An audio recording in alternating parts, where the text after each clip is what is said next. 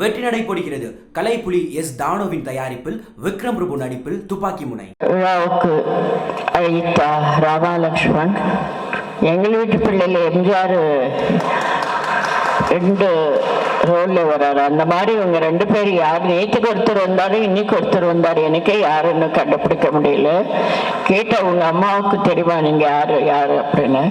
தெரியும் அப்படின்னு சொன்னாங்க. இந்த மாதிரி அவங்கள பார்த்து ரொம்ப சந்தோஷம் ஆச்சு. அப்புறம் நான் சீஃப் மினிஸ்டர் பார்த்ததே இல்லை, இன்னைக்கு தான் முதல் தடவையாக பார்க்குறேன். அவர் முகத்தில் ஒரு புன்னகை இருக்கிறது.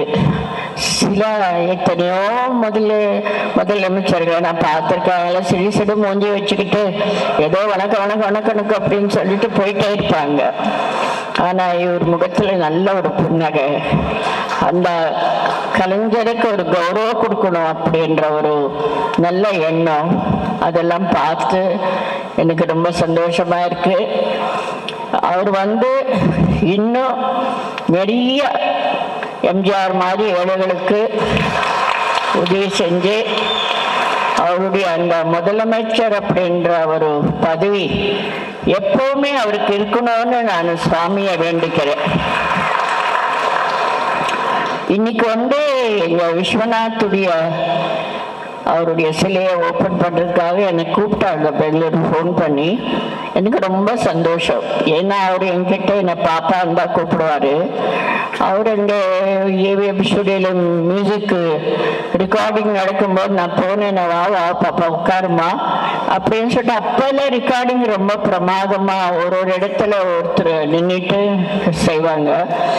ஆனால் அவருடைய எல்லா பாட்டு, பாலும் பழத்தில் பாலும் பழம், ஆலயமணி படம், அப்புறம் இது என்ன பார்த்தால் பசி தீரும், அப்புறம் எத்தனை படங்கள், எல்லா படத்திலும் அவர் தான் எனக்கு மியூசிக் போட்டாரு.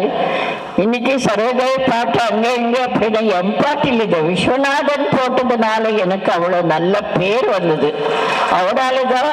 அப்புறம் பி சுஷிலா அவ்வளோ நல்லா பாடினாங்க, அதனால்தான் எனக்கு பேர் வந்தது. தவிர நான் ஒன்றும் பண்ணல, சும்மா ஏதோ ஆக்ட் பண்ணேன், அவ்வளோதான். வேறு அவங்க எல்லாம் இல்லைன்னா நாங்கள் இல்லை. அந்த மாதிரி அப்பெல்லாம் கண்ணதாசன் பாட்டு, அந்த பாட்டு அவர் அப்படி எழுதலைன்னா அவர் என்ன பண்ணுவாரு, இந்த மாதிரி ஒரு பாட்டு வேணும் அப்படி என்ன போறோம். அந்த புதிய பறவையில படகுல வரும்போது ஒரு பாட்டு வேணும்னு சொல்லுவாங்க. அப்போ அவர் யோசிச்சுட்டு, நான் எப்போ கொஞ்சம் பேசும்போது இப்படி கையை நீட்டி பேசுவேன். அதை பார்த்துட்டு ஒன்று கேட்பே உண்மை சொல்ல வேண்டும் அந்த பாட்டை போட்டாரு. அந்த மாதிரி ஒவ்வொரு தடவையும் அவரு பாட்டு போடும்போது நான் பேசுறது, நான் பெங்களூருக்கு அந்த கதை எழுதுறதுக்கும் டைலாக் எல்லாம் எழுதுறதுக்கும் பெங்களூருக்கு வரும்போதெல்லாம் எங்கள் வீட்டுக்கு வருவார், எனக்கு நல்லா தெரியும். ஆனால் கடைசியில் அவர் அமெரிக்காவில் சிக்காகோவில் ஹாஸ்பிட்டலில் இருக்கும்போது நான் போய் பார்த்தேன். அவருடைய கை இப்படி இருந்தது. எத்தனை பாட்டு எழுதுன அந்த கை அவரால் மூவ் பண்ண முடியல, இப்படி இருந்தது. பார்த்து எனக்கு ரொம்ப வருத்தம் ஆச்சு. அம்மா எப்படியாவது என்ன மெட்ராஸ்க்கு அனுப்பிச்சு கொடுமா, சொல்லுமா டாக்டர் சொல்லுமா, எனக்கு இங்கே இருக்க இஷ்டம் இல்லைம்மா அப்படின்னாரு. ஆனால் அவ்வளோ ஈஸியாக நம்ம சொன்னால் கேட்க மாட்டாங்க. அப்புறம் நான் வீட்டுக்கு போன உடனே ஃபோன் கால் வந்தது, அவர் போயிட்டாரு அப்படின்னு. அன்னைக்கு என்னுடைய அன்பு தெய்வம் எம்ஜிஆர் இல்லைன்னா அவருடைய பாடி இங்க வந்திருக்காது, இதுக்கு மெட்ராஸுக்கு யாருமே அவரை பார்த்திருக்க முடியாது. அமெரிக்காவில் ஆயிருக்கும். இந்த மாதிரி ஒவ்வொரு விஷயமும் சொல்லிட்டு போனா நிறைய இருக்கு சொல்றதுக்கு. அதே மாதிரி விஸ்வநாத் அவர்கள் எப்பவுமே பாட்டுன்னா அதுலயே உட்கார்ந்துருவாரு. அந்த அளவுக்கு எனக்கு ஆண்டவன் தெய்வனால பாருங்க. அந்த காலத்திலேயே அவங்களை ஜெயலலிதா யாரும் கேட்டாங்களா, அவங்களுக்கு என்ன பிடிக்கணும், அவங்க சொன்னாங்களா இந்த மாதிரி பழைய பாட்டில் பார்க்க இஷ்டம்னு. அப்போ எந்த பாட்டு, பி சரோஜையுடைய பாட்டு தான் எனக்கு ரொம்ப பிடிக்கும், அதனால நான் அதுதான் பார்த்துட்டு இருப்பேன் அப்படின்னு சொன்னாங்கன்னா. அவங்க வீட்டுக்கு போனப்ப கூட உங்க பாட்டு தான் பார்த்துட்டு இருப்பேன் அப்படின்னு சொன்னாங்க.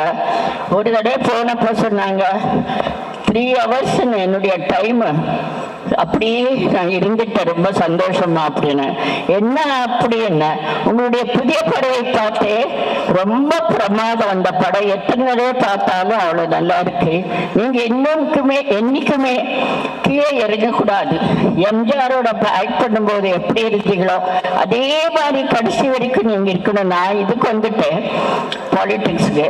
ஆனா நீங்க மட்டும் சினிமாவில் கண்டபடி கேரக்டர்ல ஆக்ட் பண்ணாம நீங்க அந்த டாப்லயே எம்ஜிஆரோட எப்படி இருந்தது அப்படியே இருக்கணும்னு எனக்கு சொல்லுவாங்க. ஏதோ அவங்களுடைய ஒரு அன்பு எல்லாமே சேர்ந்து கடவுள் தயவுனால இன்னைக்கு நீங்க எல்லாரும் என்ன பார்த்து சந்தோஷப்படுற ஒரு இதுல ஒரு பொசிஷன்ல நான் இருக்கேன்னு அது எனக்கு ஆண்டவனுடைய ஒரு அப்படி என்னுடைய அன்பு தெய்வம் எம்ஜிஆருடைய ஆசீர்வாதத்தினால்தான் நான் இன்னைக்கு வந்து இவ்வளோ ஒரு பேரு புகழோட இருக்கேன்னா அதுக்கு அவர் தான் காரணம். இந்த விழா இப்படியே இன்னும் 100 வருஷம் நல்லா நடக்கணும்னு நான் ராமலட்சுமணன் 2 பேருக்கும் நான் வந்து ஆசீர்வாதம் பண்றேன். அப்புறம் ஆண்டவன் அவங்க 2 பேருக்கு நல்ல ஆயுசு ஆரோக்கியம் எல்லாம் கொடுத்து இது நல்லா நடந்துகிட்டே இருக்கணும். என் மாதிரி ஆர்டிஸ்டை கூப்பிட்டு கௌரவம் கொடுத்து அந்த விழாவை நடக்கணும்னு சொல்லிட்டு நான் வேண்டிக்கிறேன். உங்களுக்கு எல்லோருக்கும் அன்பு வணக்கம்.